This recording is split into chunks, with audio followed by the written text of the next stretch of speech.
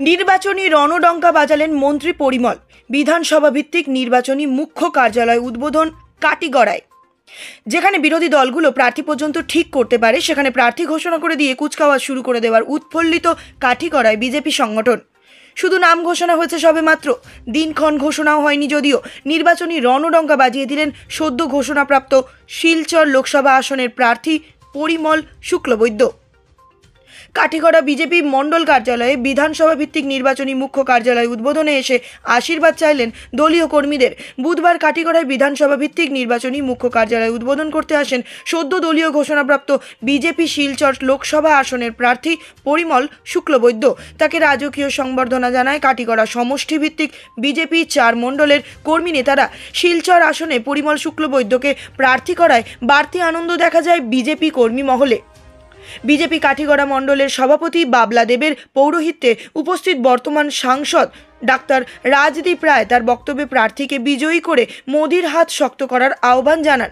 বলেন, জয়ী হচ্ছি ওভার কনফিডেন্স না হয়ে দলীয় কর্মীদের মাঠে নেমে প্রচারে অংশ নেওয়ার আহ্বান জানান।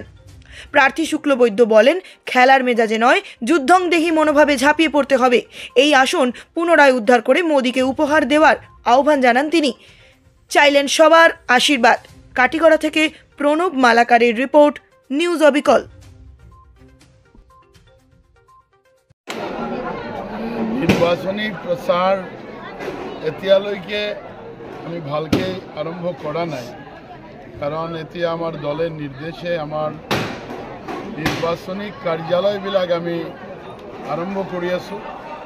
আৰু আজি কাঠিগড়া বিধানসভা ভিত্তিক যে নির্বাচনী কার্যালয়, এই কার্যালয়ের উদ্বোধন হল। আর এই অনুষ্ঠানত আমি সকলে আমার 4টা মণ্ডল আছে ইয়াতে, এই বিধানসভা সমষ্টি আমি আহিছোঁ। আমার জেলার ফালৰ পৰা আহিছোঁ, আমাৰ প্ৰাক্তন বিধায়ক আহিছে আৰু লগতে আমাৰ সাংসদও আহিছে। সকলে মিলি আমি নিৰ্বাচনী কাৰ্যালয় উদ্বোধন কৰিলোঁ। আৰু আমাৰ যিসকল কৰ্মকৰ্তা আছে আজি আমাৰ কাঠিগড়া মণ্ডলত একেবাৰে বুথ স্তৰেৰ পৰ আৰম্ভ কৰি আমি আমাৰ যে মণ্ডল স্তৰেৰ কাৰ্যকৰ্তা তেওঁলোক আহিছে, আৰু যে 3টা মণ্ডলেৰ সভাপতি আৰু মণ্ডল কমিটি আহিছে, সকলে মিলি আমি উদ্বোধন কৰিছোঁ। সকলৰ ফালৰ পৰা আমি আশীৰ্বাদ বিচাৰিছোঁ আৰু সকলক আমি অনুৰোধ কৰি আছোঁ যে ভাৰতীয় জনতা পাৰ্টিৰ কৰ্মী হিচাপে আজি আমাৰ প্ৰথম দায়িত্ব যে নৰেন্দ্ৰ মোদীজিক তৃতীয়বাৰেৰ কাৰণে আমি প্ৰধানমন্ত্ৰী হিসাবে আমি দেখিবলৈ বিচাৰোঁ। গোটেই ভাৰতবৰ্ষৰ ৰাইজে আৰু এই কথা কৈ আছে যে ইছবাৰ 400 পাম। আমি আমাৰ দলত 370 ভোট অৰ্থাৎ এমপি আমি জিতিম আৰু এলায়েন্সে মিলি আমি 400-ৰ ওপৰত যাব লাগে। এই ক্ষেত্ৰত আমাৰ শিলচৰ লোকসভা যাতে আমি ধুনীয়াকৈ আমি আমার পরিশ্রমের জড়িয়তে 3-4 লাখ ভোটের ব্যবধানত যাতে আমি মোদীজির ঝুলিতে আমি আমার শিলচর লোকসভা জিতি আমি উপহার দিব পাৰোঁ।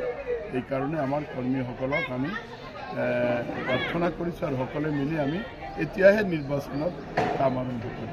আচ্ছা, আপোনালোকৰ